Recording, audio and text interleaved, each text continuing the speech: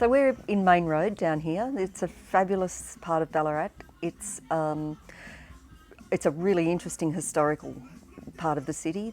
We've probably got a more intact streetscape here than just about anywhere else in Ballarat. It was a really integral part of Ballarat's early gold mining history. So there were pubs, brothels, Chinese grocers, Cobb and Co coaches tearing up and down the streets, mud. You can only begin to imagine what it was like. Theatre, Lola Montez whipping the editor of the Courier. It all happened down here in Main Road. So all the traders down here, we feel we're really lucky to be down here in this really special part of Ballarat. It is a slightly hidden little precinct, which is a sort of an advantage and a disadvantage. We just think it's a magical part of Ballarat. Vintage fashion and antiques and all sorts of quirky things, as well as books, obviously. A bar, which will be opening again soon. A great restaurant, one of Ballarat's best restaurants. So it's a really good precinct. So yeah, opening the doors between 11 and 4 was every day, but now I take Tuesdays off, is only part of it. Behind the scenes, I'm tearing around trying to find beautiful books to put in the shop, and they have to deserve their space because this is not a big space. So every book in here has to count, and I make a particular decision about whether I want that book in this shop or not, and hopefully it deserves its space. So yeah, I go to book fairs, auctions, I visit people's homes and buy books. Sometimes I advertise for books, and it can be quite difficult to find the right sort of books to put in the shop. But it's really good fun too. There's been hilarious, situations where when my kids were younger, where I'd be picking up the kids from school and the car would be I'd forget to take boxes to go and buy books, and the car would be just packed to the gills with books, and there'd be no room for the children, and I'd sort of arrive at school on time and say, okay, look, I'm here on time, I can't actually put you in the car. I've got to go and dump these books and come back and get you. So yeah, wrangling books is part of the job. I started the shop in 2001. It was called Buninyong Books. It was in the little township of Buninyong, gold mining township down the road. And I operated there for about 7 years, and then moved to Ballarat and changed the name to The Known World, and operated in Sturt Street for 8 years.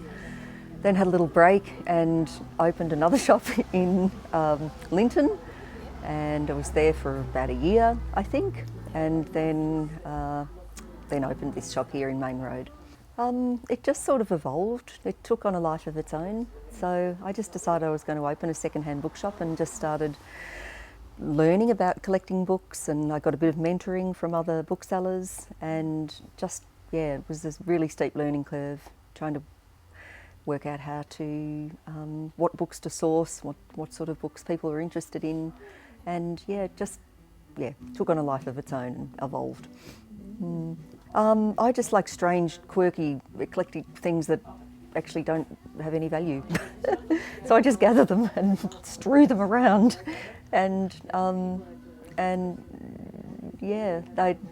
sometimes people would try to buy these things, and I say, no, you can't buy those things. You have to buy books. The original shop in Buninyong was quite modest, but when I moved to Ballarat, I had a fabulous joiner, and he helped me. He used the same shelves, but he added a few extra flourishes and the sort of Art Deco elements. And each time I've closed a shop, I've dismantled the bookshelves, and they just ends up a pile of timber.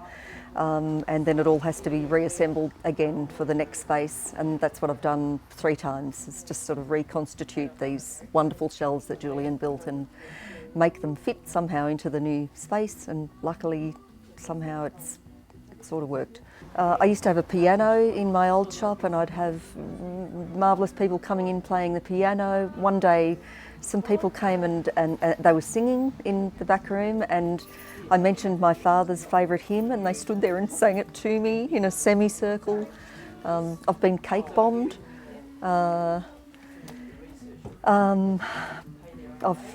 found amazing things in books that have nothing to do with books, like a snake, a baby snake. Yeah, it's mostly the people coming in that give the place its character, I think. It's the customers. Some really wonderful, interesting people, and that's why I would never do this from my garage or shed, because I love that contact with my amazing customers. We've talked about the Harry Potter, and it's true, there are all these funny little hidden corners. You know, there's a little staircase around the corner there that leads down to a funny little room downstairs, and people don't even realise there is a downstairs room. So it's got all these little funny little corners. There's a wonderful children's section with a stool in there that kids can sit down there, and I don't mind if they sit there all day. They can, you know, they can sit and read there. I've got a wonderful customer who is really does support the shop, and he said something recently along the lines of a little piece of brilliance in this universe.